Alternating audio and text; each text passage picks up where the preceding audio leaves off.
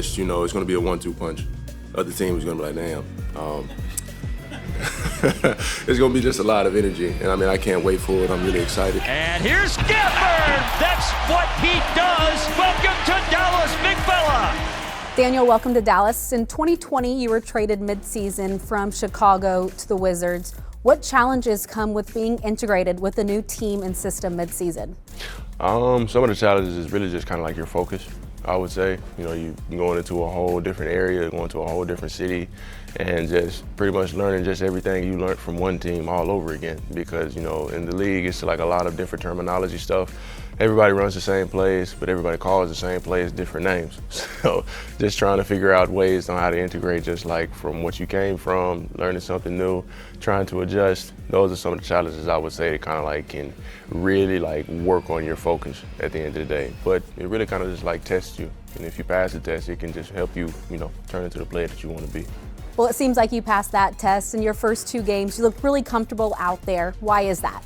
In all honesty, you know, just taking a step into the mold, you know, playing with Luka, playing with Kyrie, playing with just all the other guys too. You know, everybody is sharing the ball, everybody is just happy. In all honesty, just coming out and just playing basketball, no matter what's going on, no matter if there's adversity, no matter if there's an obstacle, we just have fun playing ball and just, you know, respect the game and have a love for it. Talking about playing and having fun, your very first basket as a Maverick, an alley-oop from Luka. How much fun was that play? I know it was dope. Just, you know, being in the right spot at the right time and just doing the things that, you know, I always do, and that's jumping high and bringing the ball down. You know, and with a guy like Luka, I know he likes to pass, so just making sure I'm in his line of sight is something that I wanted to kind of like make sure I was good at early on. Playing with Luka and Kyrie, how does that make you a better player when you have 2 guards like that? It's just really just, you know, I'm in a position to where I can have the ball in my hands a lot more just because of how much attention they, you know, how much attention they gain, you know, whether it comes to guys blitzing them on pick and rolls or just people just denying them in general, you know. So being able to learn how to make plays down the stretch, being able to learn how to make the right decisions, get the ball to the right guy, or just making plays out of the pocket, or just scoring the ball in general, you know. So it's just helping me take that next step into just the player that I want to be. You pulled down 26 rebounds in your first 2 games combined as a Maverick. Besides rebounding, what value do you think you add to this team?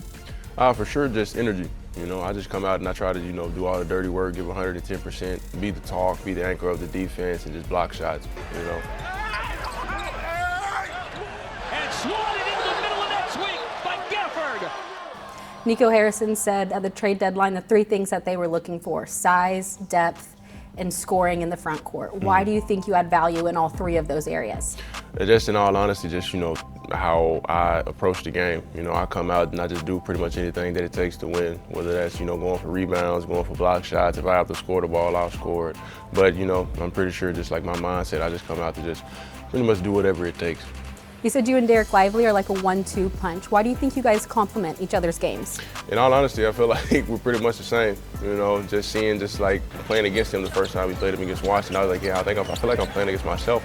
You know, because he's setting screens, rolling to the basket, dunking the ball, blocking shots, having energy, and being the anchor of the defense. That's something that, you know, I kind of, you know, I felt like I do on a night-to-night basis. So just being in the position that I'm in now, just kind of like seeing how he strives and progressed with Luka and Kyrie and the guys on the team is just something that I kind of noticed early on. And just seeing him when he first came into the league, it was just real dope to just see somebody like that just run the floor and do kind of some of the same stuff that I do. You're not far from Dallas, so I'm sure you watched them growing up and saw Jason Kidd as a player. What's it like now having him as your coach? It's very amazing. It's a dope experience just to have someone that, you know, was so respected when it comes to the game of basketball, to be able to be under him as a coach. It's just something that, you know, I never thought for sure somebody like me would be in a position to be able to experience. You said in high school one of your favorite players to watch was Kyrie Irving. Why do you like his game? Just, you know, his craftiness, just how he manipulates the game, and of course how he handles the ball. You know, ever since like I first seen him just play and stuff, I just kind of like took a liking to just how creative he was on the floor, finishing around the basket and stuff, so on and so forth. Pretty much all the usual things you would like about Kyrie Irving. So you've had a different point guard every year with the Wizards. Having that experience, what have you learned from that, and how would you say Luka and Kyrie are different than any other guard that you've had as a teammate? When it comes to that question, it's just like, you know, learning different play styles, learning different ways how guys want to come off ball screens. If you want me to slip out of ball screen, set the ball screen, get you downhill. If you want to guard touch screens, so on and so forth. And with Luke and Kyrie, it's pretty much just, you just have to make that read because, like I said, they're so creative when it comes to just being on the ball.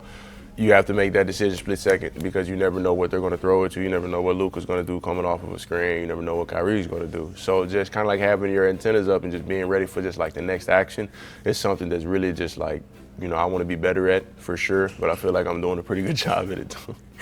You have the nickname The Landlord. Mm-hmm. How and when did you get that? When I got to Washington, Chris Miller, he gave me that nickname. I think I blocked maybe, I don't know if it was my first full year there or my second full year there. I think I blocked like 2 shots in maybe like 30 seconds, and then it just kind of like stuck. He started saying the rent due and stuff after that, and I was like, yeah, we might as well make a thing out of it for sure. All right, 2 games down with the Mavericks. What do you think this team can accomplish in the second half of the season? Most definitely a lot.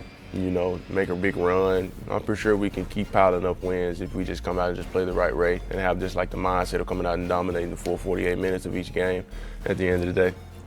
Last thing, you said you love the food in Dallas. Have you had Tex-Mex or barbecue? What was your first place that you ate at once you got here?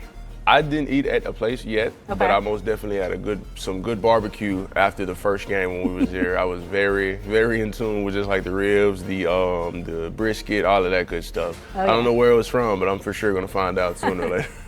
Awesome. Well, thank you so much, and good luck the rest of the season. We're happy to have you.